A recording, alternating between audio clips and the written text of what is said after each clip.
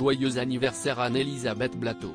Ce vendredi 28 juillet 2023, celle qui a vu sa notoriété exploser en jouant dans la série Scènes de ménage sur M6 célèbre ses 47 ans. Très appréciée des téléspectateurs, elle a eu aussi plusieurs démêlés avec la justice. En 2019, contre toute attente sur les ondes d'Europe 1, l'une de ses partenaires à l'écran a levé le voile sur sa forte personnalité quelquefois déconcertante.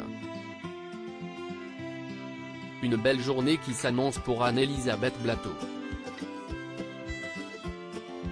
Du moins, on le lui souhaite. Ce vendredi 28 juillet 2023, la comédienne souffle sa 47e bougie. Artiste plurielle et très appréciée du grand public, elle a incontestablement marqué les téléspectateurs de M6 en incarnant Emma dans la série humoristique Scènes de ménage. Mais, en 2019, la maman d'Adrien a aussi défrayé la chronique après une violente altercation avec des pompiers et policiers. D'après Closer, un matin aux alentours de 4h30, des soldats du feu s'étaient rendus à son domicile parisien pour une suspicion de traumatisme crânien. Si son état a été jugé bénin, l'actrice en état d'ivresse serait alors devenue incontrôlable. Anne-Elisabeth Blateau serait alors entrée dans une colère qui l'a rendue physiquement agressive, au point d'attaquer une femme pompier qui voulait lui porter secours. Très vite, des policiers avaient été appelés en renfort avant que la star ne soit placée en garde à vue. Piquée au vif, Anne-Elisabeth Blateau les aurait même insultés de sales nazis. Par la suite, elle a été convoquée devant le tribunal correctionnel de Paris pour violence et outrage sur personne chargée d'une mission de service public et violence à raison de l'orientation sexuelle.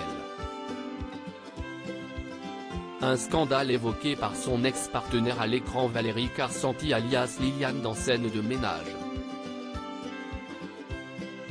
Sur les ondes d'Europe 1, peu de temps après les faits, la compagne de François Ferro-Leto avait accepté de lever le voile sur le caractère parfois volcanique de cette dernière. Anne-Elisabeth est quelqu'un d'extrêmement sensible, fragile, et qui peut avoir ce genre d'excès qui se retourne contre elle. Contre les autres aussi, elle s'en est excusée, mais contre elle aussi. Très inquiète à son sujet, Valérie Carcenti avait même tenté de la joindre après que l'affaire avait été rendue publique. Je lui ai envoyé un message très tendre. Mais je n'ai pas pu lui parler. Je pense qu'elle se repose et se remet de ça. Mais Anne-Elisabeth Blateau avait également fait parler d'elle à l'étranger, comme elle nous l'a confié en 2018, « Moi j'ai passé un Noël dans une prison au Qatar. Là-bas on se fait arrêter plus facilement qu'en France quand même. Il suffit de boire un petit peu de vodka ou quoi.